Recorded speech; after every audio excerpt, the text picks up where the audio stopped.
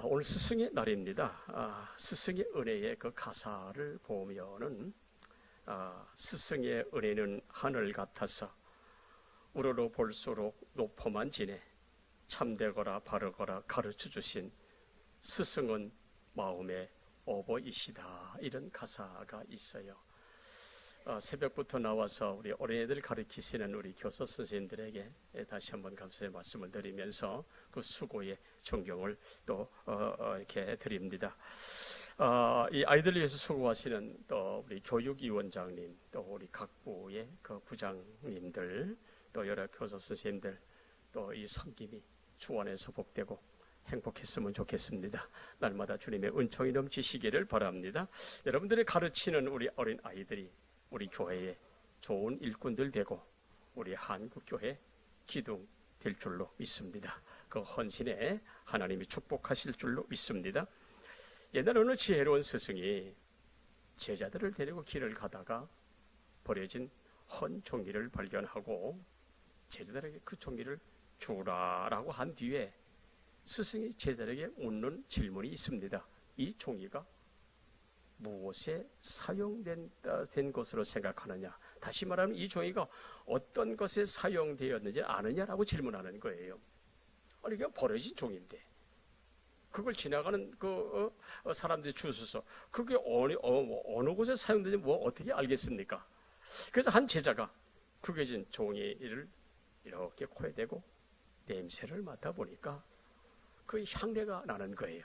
그래서 선생님, 향내가 나는 것을 보아서 아마 이것은 향을 쌌던 종이인 것 같습니다라고 이야기를 합니다. 다시 스승과 제자들은 길을 가다가 이번엔 버려진 길가에 버려진 그 새끼줄 하나를 발견하고 역시 마찬가지 스승은 제자들에게 저 새끼줄을 주어라 라고 한 뒤에 다시 제자들에게 질문하는 거예요. 이 새끼가 어느 곳에 사용되어 있는 줄 아느냐? 아니 버려진 새끼 줄을 그냥 가서 주웠는데 쟤들이 이걸 어떻게 알겠습니까? 그러자 또 그 제자들은 새끼 줄을 코에 이렇게 대고 냄새를 이렇게 맡아보니까 거기 비린내가 좀 난단 말이죠. 그래서 이 제자들이 스승이 하는 말이 스승님 이 생선 비린내가 나는 것을 보니 아마도 이 버려진 이 새끼 줄은 생선을 끼웠던 새끼 줄인 것 같습니다.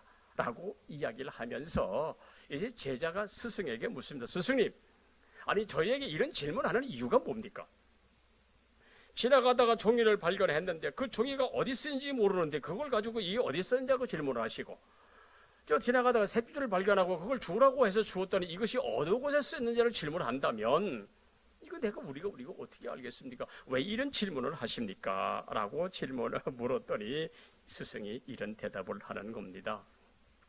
향을 쌌던 종이는 향내가 나고 생선을 꿰었던 새끼줄에는 비린내가 나는 것처럼 마찬가지 사람도 현명한 사람을 가까이 하면 현명한 사람이 되고 어리석은 이들과 어울리다 보면 어리석은 모습으로 자신도 모르게 차츰차츰 물들어 간다는 것을 알려주기 위한 것일세 라고 이야기를 하면서 이런 이야기를 합니다. 근주필적, 근묵필치 이 이야기를 아는가? 그러면서 이제 근주필적, 근묵필치라고 하는 이 이야기를 해석을 해주기를 검은 것을 가까이 하면 검게 되어지고 붉은 것을 가까이 하면 붉게 되는 것처럼 인간도 마찬가지야. 어떤 환경에서 누구와 함께 있느냐에 따라서 까마귀도 될 수도 있고 뱀도 될 수 있는 거야. 오늘 선생 여러분이요, 교사 여러분들이요, 여러분들과 함께하는 우리 어린 아이들이 우리와 함께함으로 말미암아 예수의 사람으로 바뀌어지는 역사가 있으시기를 축원합니다. 누구와 함께 하느냐에 따라서 어떤 사람이 될 수도 있고 이런 사람이 될 수도 있다는 이야기 아니겠습니까? 그것이 그 사람의 일생의 이미지가 될 수 있는 것이야.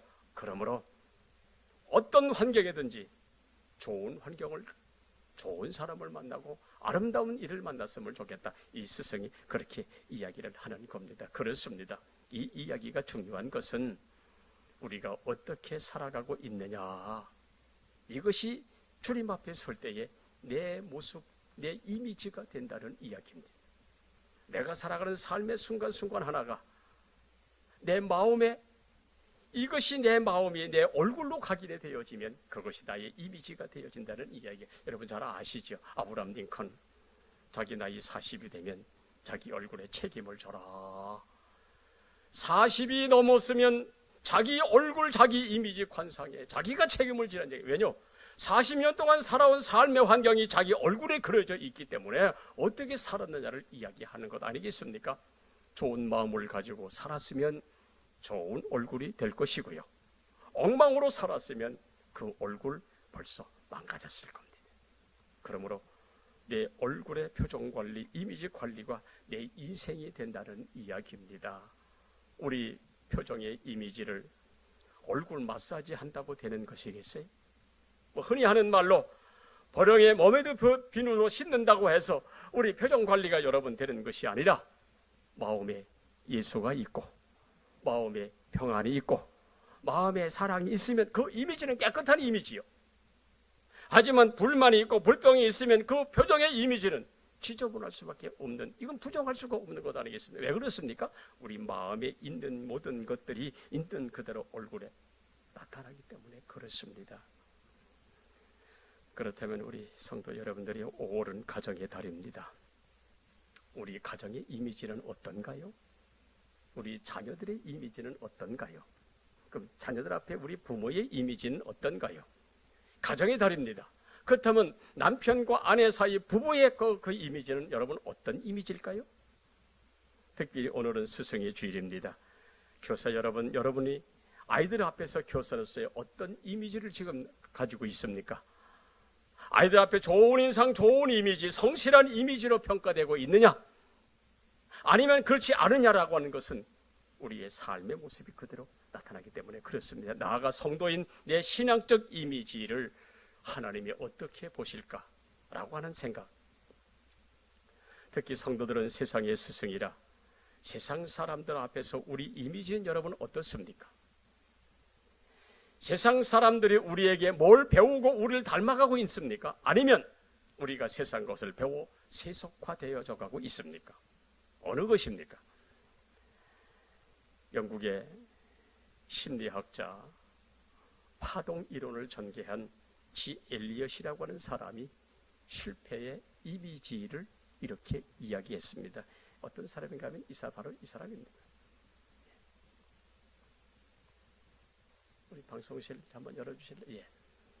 이 파동 이론을 이야기한 그 지 엘리엇이라고 하는 사람이 실패 이미지를 이렇게 설명을 했어요. 첫째, 남을 사랑하지 않으면서 사랑받기를 원하는 이미지는 실패한 이미지다. 둘째, 세상 사는 일로 얼굴이 온통 근심, 걱정, 덩어리로 가득한 이미지는 실패한 이미지다. 세 번째, 그래 그때가 좋았지, 진한 향수로 사는 이미지 역시 실패한 이미지다. 네 번째, 아이고 저 사람은 잘 되는데 왜 나는 이럴까, 남 인생 부러워하는 이미지도 실패한 이미지다. 마지막 다섯 번째, 시기하고 질투하며 사는 이미지, 이 인간 이미지는 실패한 이미지라. 그렇게 이야기를 했습니다. 오늘 본문에 한 인간 아브라함의 모습이 등장합니다. 믿음의 조상이라고 이야기를 하지만 그 인생도 살펴보면 실수투성이요, 잘못투성이의 그의 모습이 있었습니다.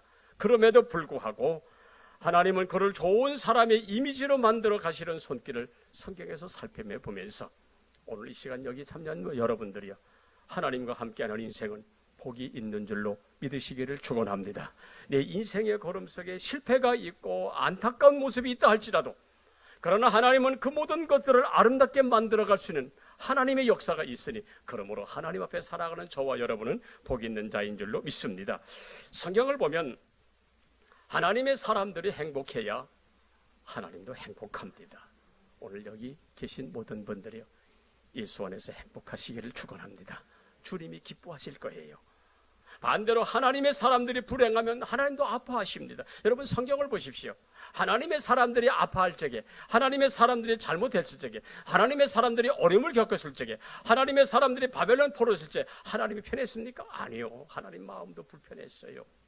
왜냐하면 하나님은 인격적인 하나님이시기 때문에 그렇습니다. 그러므로 우리의 행복이 주님을 웃으시게 하고 우리의 기쁨이 주님의 기쁨이 되어지기를 예수 이름으로 축원합니다.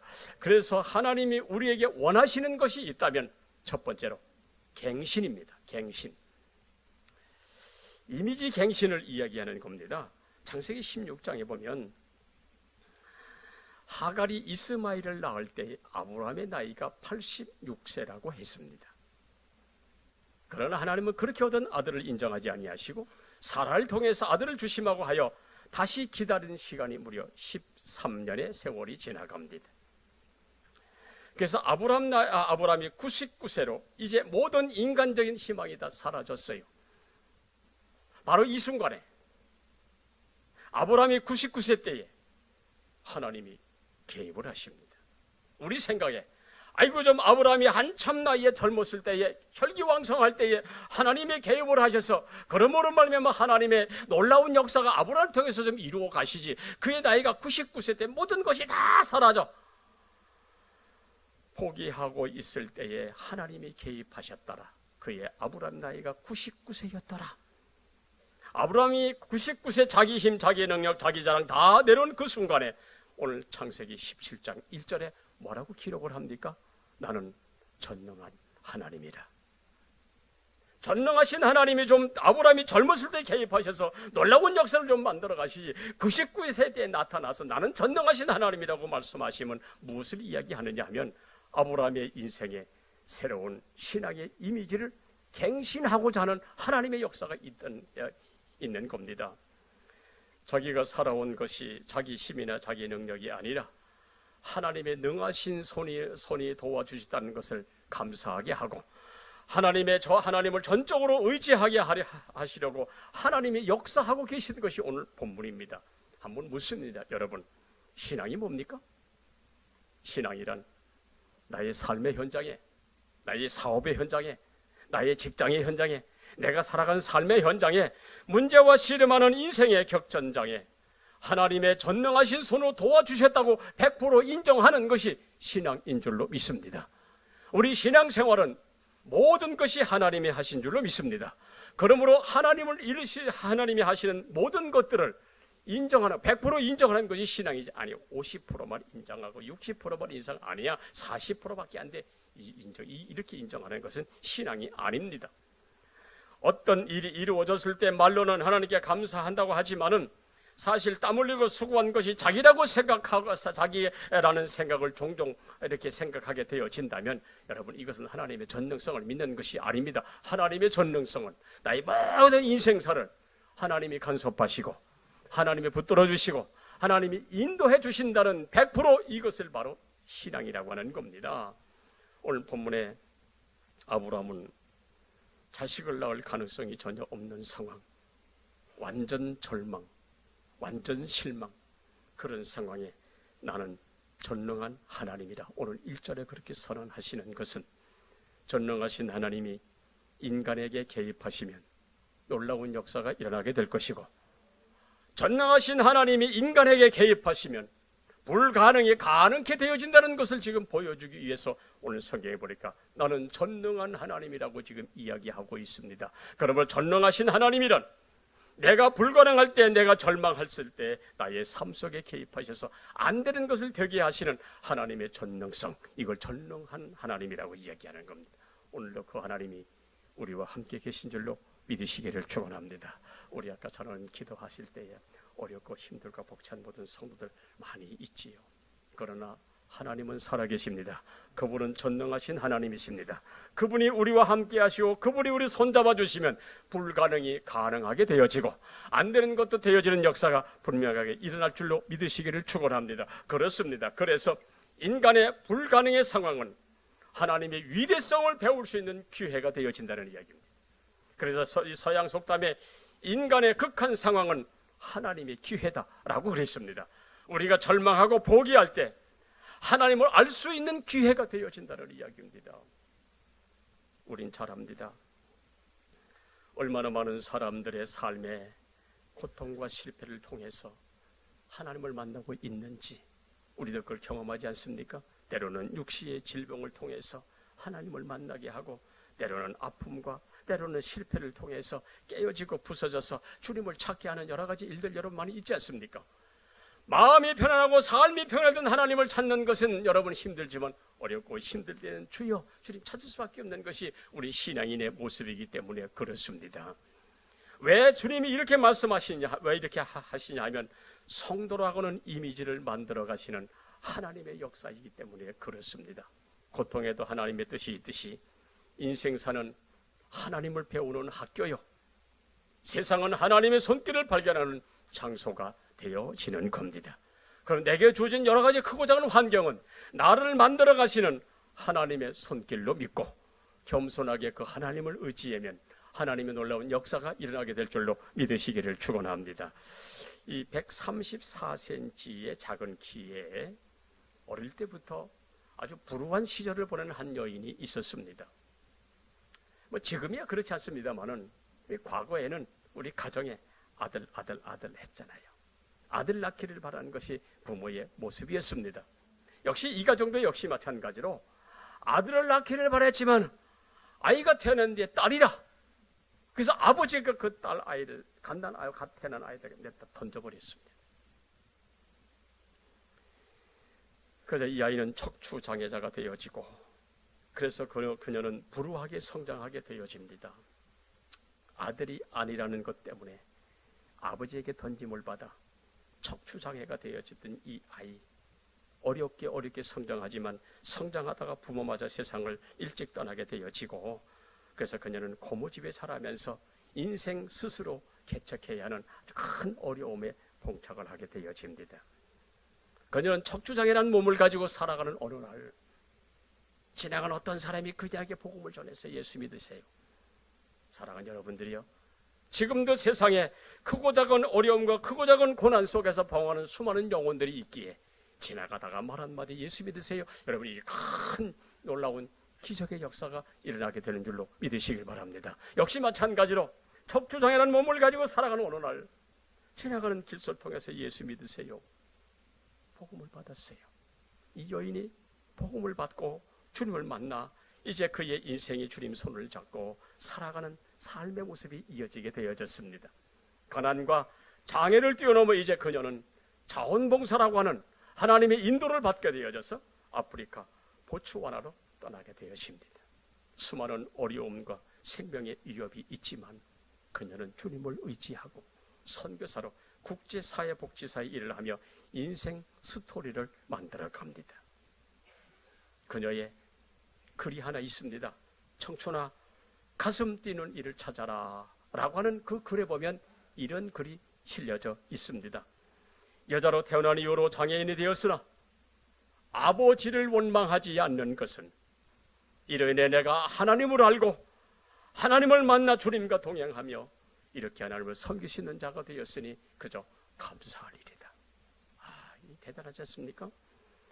환경을 탓하지 않고 주님을 의지하였더니 불가능을 가능케 하시는 하나님이 나를 국제사회복지 전문가로 일하게 하시니 이것이 내 인생의 축복이다. 이것을 위하여, 이런 일을 위하여 하나님이 나를 장애로 만드신 것이다 라고 하는 이 여인, 청춘아 가슴을 뛰는 일을 찾아라, 국제사회복지사 김혜영 선교사의 한 이야기입니다. 그녀의 스토리입니다. 코스타의 역할을 감당하고 그리고 주님을 만나 척추장애지만은 위대한 하나님의 일을 행하고 있는 저 여인의 모습이 지역을 다니면서 간증하는 그 모습이 있습니다. 바로 저 여인입니다. 이렇듯 때로는 하나님은 하나님 자신의 전능성을 가르치기 위하여 우연이 아닌 인간의 불가능한 상황을 사용하신 그 하나님의 역사하심, 그 하나님이 지금도 우리 가운데 계시는 줄로 믿으시기를 축원합니다. 왜 이런 어렵고 힘든 실패의 환경을 허락하느냐 하면 하나님은 나를 나되게 하시기 위하여 불가능을 허락하시고 불가능 속에서 하나님을 의지하게 하시니 그러므로 불가능이 가능하게 되는 줄로 믿으시기를 축원합니다. 이것이 환경일 수도 있고 육신의 질고일 수도 있고 인생 실패일 수도 있기 때문에 그거 시간은 내가 망가지는 시간이 아니요, 내 자아가 깨어지고 내 교만이 깨어지고 내 자만이 부서져서 하나님의 사람으로 변화되는 과정이라고 하는 이야기입니다. 그러므로 그때일수록 성도 여러분들이여 전능하신 하나님을 바라보시기를 축원합니다. 전능하신 하나님은 불가능을 가능하게 하시는 하나님이시라. 그 하나님을 배우는 것이 나의 신앙의 이미지라고 되어진다면 우리의 신앙생활 속에 전능하신 하나님을 바라보며 나의 아름다운 신앙의 이미지를 만들어가는 우리 복된 성도 되어지기를 예수 이름으로 축원합니다. 두 번째로 바꿈입니다. 17장 4절 5절에 보면 내가 너와 내 언약을 세우리니 너는 열국의 아비가 될지라. 이제 후로는 내 이름을 아브라함이라 하지 아니하고 아브라함이라 하라. 이 아브라함이란 모든 민족의 신앙의 아버지가 될 것을 이야기하고 열국의 아버지란 아브라함이 복의 근원이 되어서 세상 영향을 끼치는 자가 될 것이라 바로 그런 말씀입니다. 여러분, 아브라함을 선택하신 하나님의 목적이 뭡니까? 창세기 12장에 복을 받으라 라고 끝나는 것이 아닙니다. 하나님이 아브라함을 부르신 것은 아브라함 혼자가 복을 받고 그 인생이 먹고 마시고 잘 살라고 하는 것이 아니라 내가 내게 복을 줄 것이니 너는 복의 근원이 될지라 라고 그런 이야기입니다. 마찬가지 여러분이요, 하나님 우리를 택하여 복 주신 이유가 뭡니까? 예수 믿게 하신 이유가 뭡니까? 그것은 하나님이 나로 복자 되게 하시려고 하는 하나님의 목적이 아니라 하나님이 주신 그 복을 가지고 나도 살고 너도 살고 나도 잘되고 너도 잘되고 그 복을 함께 누리도록 하기 위함이라는 이야기입니다. 모르드게햄이라고 하는 한 시골 전도자가 있었습니다. 목회 현장은 녹록지 않은 현장이라 또 특별히 이분은 또 시골 목회하는 그 전도자라 너무너무 힘들어. 그저 교인도 얼마 안 돼가지고 그저 적당히 설교하고 그저 적당히 생활하자 라고 하는 그런 마음을 가지고 이제 설교하려고 할 적에 그의 마음속에 하나님의 음성이 들려지는 거예요. 야야, 누가 아느냐? 이 사람들 중에 비록 작은 인원이 모였지만 이 사람들 중에 내 설교를 듣고 세계 영향을 끼치는 자가 나올지 누가 알겠느냐? 이 말에 모르드게햄이라는 사람이 아주 크게 감동을 받고 그 적당을 극복하면서 최선을 다해서 말씀을 전했습니다. 그 중에 한 학생이 모르드게햄의 설교를 듣고 성장하게 되었습니다. 그 학생이 누구냐? 바로 이 사람입니다. 아시지요? 빌리 그레이엄 목사. 저 사람입니다. 빌리 그레이엄입니다.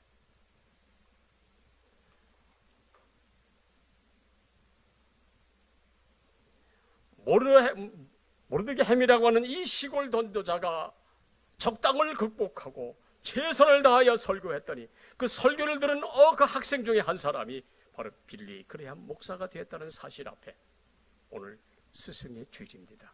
교사 여러분들이 적당을 극복하고 최선을 다하여 아이들을 가르치게 되어지면 우리 아이들 가운데 빌리 그레이엄이라고 하는 놀라운 사람도 성장하게 되어지고 나타나게 될 줄로 믿으시기를 축원합니다. 아무도 모릅니다. 수잔나라고 하는 한 부인이 있었습니다. 이 부인은 예배를 드릴 때마다 마음이 걸리는 것이 하나 있었습니다. 하나님을 위해서 무슨 일을 해야 될까? 자기 스스로에게 질문을 하는 거예요.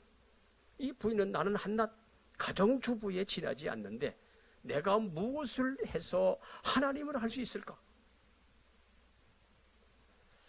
그래서 그녀는 기도하기를 하나님 내가 특별히 할 것은 내가 없어 보입니다. 그러나 주께서 내게 맡겨주신 내 자녀들을 성실하게 가르치며 믿음으로 가르치며 내 자녀들에게 거룩한 삶을 내가 살아가도록 그렇게 그런 영향을 끼치겠습니다 라고 하면서 자기 자녀를 길렀습니다. 이 부인이 누군지 아십니까? 바로 존 웨슬러의 어머니 수잔나 웨슬러라고 하는 사람.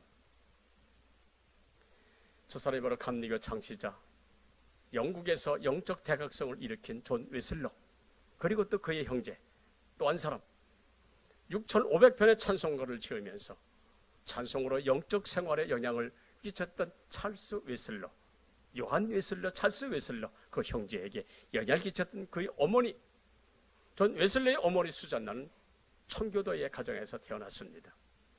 그래서 그 아이들에게 바로 믿음의 영향을 끼쳤더니 그 자녀가 바로 요한 웨슬러가 되어지고 찰스 웨슬러가 되어 시대를 이끌어가는, 다시 말하면 거룩한 영향을 그 세상에 미치는 위대한 영적 지도자가 되었다는 사실, 여러분 역사가 증명하고 있는 겁니다. 그렇습니다. 여러분, 우리가 3,000명을 회개시키는 베드로는 될 수 없지만은 베드로를 주님 앞으로 인도한 안드레는 될 수 있는 줄로 믿습니다. 아브라함을 아브라함으로 바꾸신 하나님은 내 이름도 바꾸실 수가 있습니다.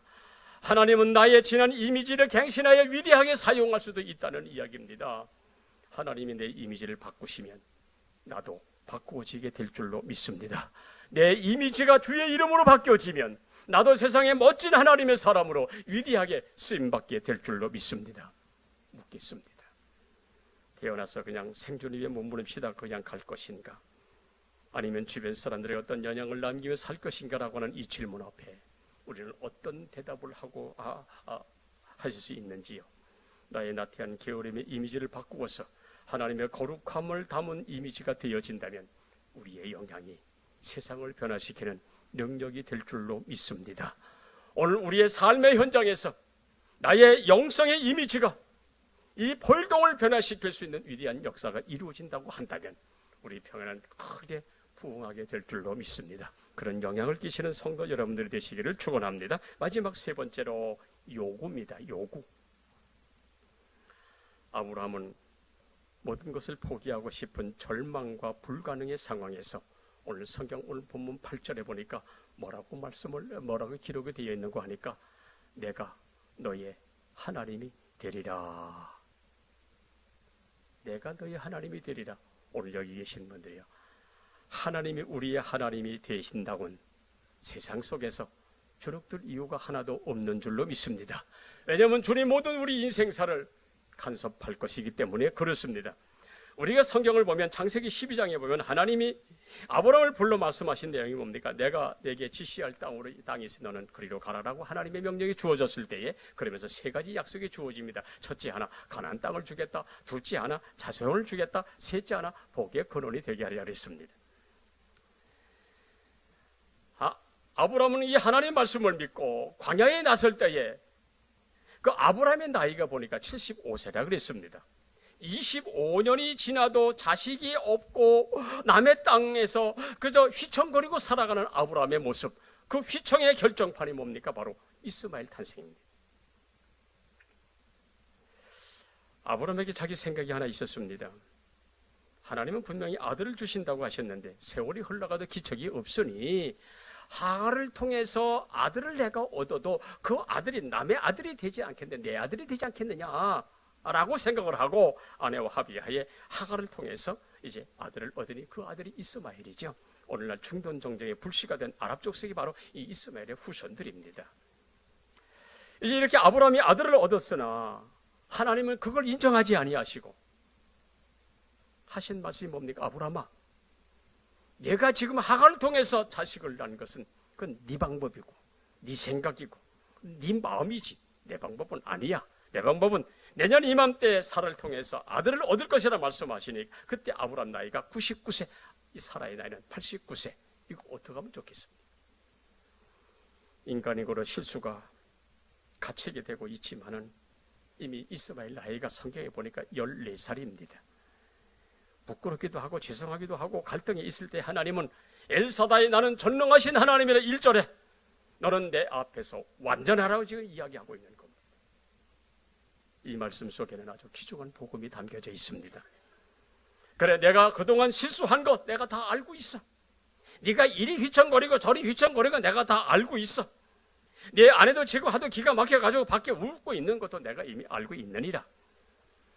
너의 지나간 과거 실수가 있어도 내가 다 이해하고 있으니 17장 오늘 본문 1절에 이제 그만 후회하고 그만 부끄라고 이제부터 바로 살아라. 오늘 그 얘기입니다. 지금 나는 전능하신 하나님이다. 내가 너의 실수도 알고 너의 부족함도 안다. 그래 이미 그것은 지난 과거가 되었으니 앞으로 이제는 지나간 과거를 후회하지 말고 이제부터 바로 살아라. 오늘 17장 1절 이하에 그렇게 말씀하고 있는 겁니다. 그렇습니다. 여러분, 세상 살아가는 동안 우리의 직업이 다 다양하지 않습니까? 어떤 사람은 장사도 하고, 어떤 사람은 직장생활하고, 어떤 사람은 사업일도 하고, 어떻습니까? 어떤 사람들도 가정일도 합니다. 그렇잖아요. 그러나 하나님이 나를 보고 계시다는 사실을 기억해야 된다는 이야기입니다. 공중 앞에서 나타나는 나의 모습은 위장되고 포장될 수 있으나, 그러나 나의 진실된 자화상은 아무도 없을 때 무엇을 생각하고 무엇을 말하는 그것이 나의 진정한 모습이 되어진다는 이야기입니다. 무슨 이야기입니까? 사람들 앞에서는 포장도 할 수 있고 사람들 앞에서는 위장도 할 수 있으나, 그러나 자신 스스로 자기 앞에서는 자기 진실을 볼 수 있다는 그런 이야기입니다. 왜 사람들이 죄를 범하고 불의를 행하고 불법을 행합니까? 아무도 보지 않는다고 생각하기 때문에 그렇습니다. 그러나 하나님은 보시고 나를 감찰하고 계신다는 사실을 여러분 기억하시기를 바랍니다. 그래서 하나님은 오늘 본문에 너는 내 앞에서 행하라 그리고 완전하라 라고 말씀하고 있는 겁니다. 이것이 변화의 아브라함의 이미지요, 이것이 우리의 이미지가 되어야 될 줄로 믿습니다. 우리 지금까지 살아왔어요. 믿음으로 산다고 했지만 우리의 걸음 속엔 때로는 실수도 있고 잘못도 있어요. 그 모든 것은 하나님이 아시는 겁니다. 지금 하나님은 과거를 보시는 것이 아니라 현재를 보고 계시며 현재에서 미래를 지금 보고 있는 겁니다. 그러므로 오늘 성경에 보니까 완전하라고 하시는 이 말씀은 지난 과거를 잃어버리고 앞으로 미래를 위하여 잘 살아라고 지금 이야기하고 있는 겁니다. 그래서 하나님은 창세기 17장 9절 10절에 이렇게 말씀합니다. 아브라함아, 너의 남자는 다 할례를 받으라. 이 할례를 받으라고 이 요구는 하나님의 백성의 표시를 지금 이야기하고 있는 겁니다. 할례는 하나님 백성과 하나님 백성 아닌 사람들과의 구분의 기준이 바로 할례 아닙니까? 다시 말하면 하나님 백성이라는 표시를 육체에 가지고 다님으로써 끊임없이 나는 하나님의 백성으로 하나님의 소속됨을 지금 이야기하고 있는 겁니다. 그렇습니다. 하나님 백성이냐? 사탄의 백성이냐? 주께 속하였느냐? 세상에 속하였느냐? 천국에 속하였느냐? 아니면 지옥에 속하였느냐? 이걸 지금 묻고 있는 겁니다. 그렇다면 여러분, 우리의 소속은 어디에 있습니까? 교회 나왔다는 사실이? 세례받았다는 사실이? 아니면 교회에서 무슨 직분 받았다는 사실이 내가 하나님 백성 되었습니까? 아닙니다. 하나님의 거룩한 백성의 증거를 보일 때 하나님의 백성이 되는 줄로 믿습니다. 오죽하면 사도 바울은 나는 내 몸에 예수의 흔적을 가졌노라 라고 이야기했습니다. 그러므로 그리스도의 피로 구원받아 그리스도의 사람이 되었다면 그 그리스도인이라는 할례의 흔적이 우리 마음에 나타나 여기 가도 그리스도인이요 누구를 만나도 그리스도인의 이 아름다운 표적이 저와 여러분에게 있기를 예수 이름으로 축원합니다. 교회당에 와서 찬양을 하고 기도하고 예배 드리는 여러분들과 가정에서나 직장에서 사업 도전에서 실행하는 우리의 모습이 어떤 것인가를 한번 비교해 보자는 이야기입니다. 여러분의 삶 속에 그리스도의 마크가 나타나고 있느냐를 지금 묻고 있는 겁니다. 그것이 우리의 이미지라고 한다면 우리의 삶 속에 그리스도의 모습이 나타나는 아름다운 모습이 되어지기를 예수 이름으로 축원합니다. 한번 묻겠습니다. 세상에서 내 이미지가 이대로 괜찮습니까? 예수 믿는 이미지를 이야기하는 겁니다. 하나님 앞에서 내 신앙의 이미지, 교사 여러분이요 우리의 신앙이 어린 아이들 앞에서의 이미지, 또 새로운 신앙의 이미지 갱신이 우리에게 있어야 될 것 같으면 우리 교사 스승의 줄을 지나면서 다시 한번 우리의 얼굴의 이미지, 신앙의 이미지를 바꾸어서 하나님의 기쁨이 되어지기를 예수 이름으로 축원합니다. 이 얘기 하나 하고 마치겠습니다. 세상 사는 일이 여러분 녹록지 않잖아요. 세상 사는 일로 실패로 인하여 아픔을 겪으며 영적인 진체에 있던 한 사람이 있었습니다. 여러분이 잘 알잖아요.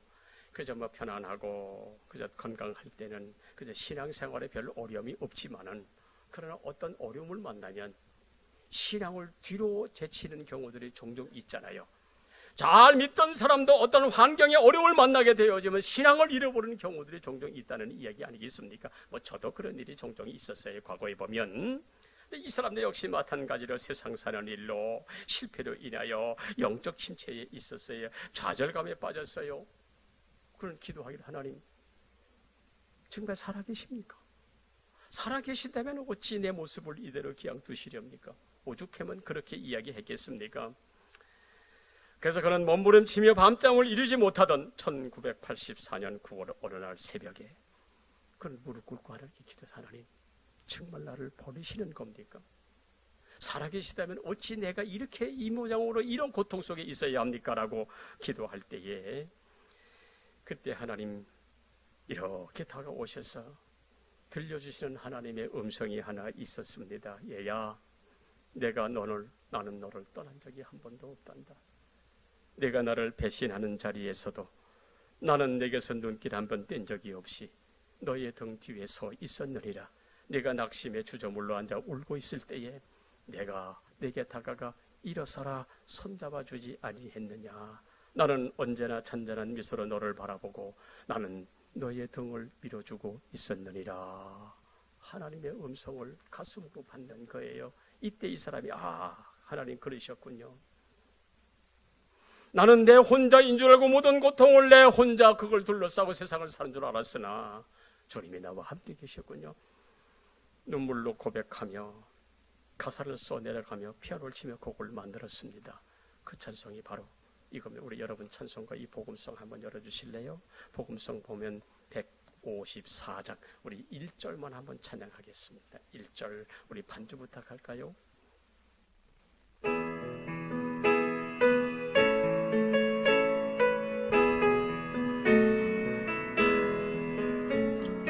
나의 등 뒤에서 나를 도우시는 주, 나의 인생 길에서 지치고 고나여 매일처럼 주저앉고 싶을 때 나를 밀어주시네. 일어나 걸어라 내가 새 힘을 주리니. 일어나 너 걸어라 내 너를 도우리. 바로 이 분이 누구냐 하면 최용덕 집사. 어렵고 힘들 때에 하나님이 자기를 사랑해 주지 아니하고 자기를 떠난 것처럼 여겼으나 마음속에 하나님의 음성을 듣고 여전히 자기와 함께 하심을 믿었던 사람, 저 사람이 이제 은혜를 받고 그에 간증하며 이렇게 살아가는 아주 귀한 집사님이 되었습니다. 힘들고 어려운 시기는 누구에게나 있습니다. 그러나 하나님은 여전히 살아계십니다. 그분이 여전히 살아계셔서 나와 함께 하시고 내 등 뒤에서 나를 밀어주고 계시니 어렵다고 힘들다고 주저물러 앉지 마시고 우리와 함께 하시는 주님과 더불어 광야 같은 세상을 멋지게 믿음으로 살아가시는 저와 여러분이 되어지기를 예수 이름으로 축원합니다. 주님이 손잡아 주시면 일어설 수 있습니다. 주님이 밀어주시면 앞으로 갈 수 있습니다.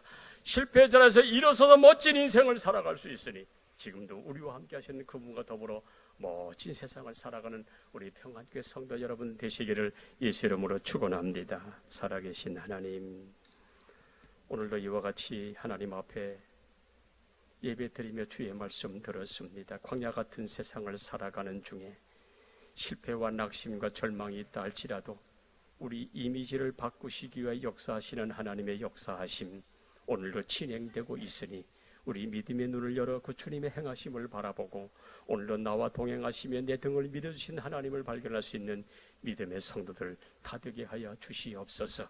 때로는 낙심과 절망이 있다 할지라도 여전히 하나님은 나와 동행하시고 내 손 잡아주시니 그분과 더불어 멋진 삶을 살아가는 성도들 되게 하여 주시옵소서. 살아계신 예수님의 이름으로 축복하며 기도하옵나이다. 아멘. 우리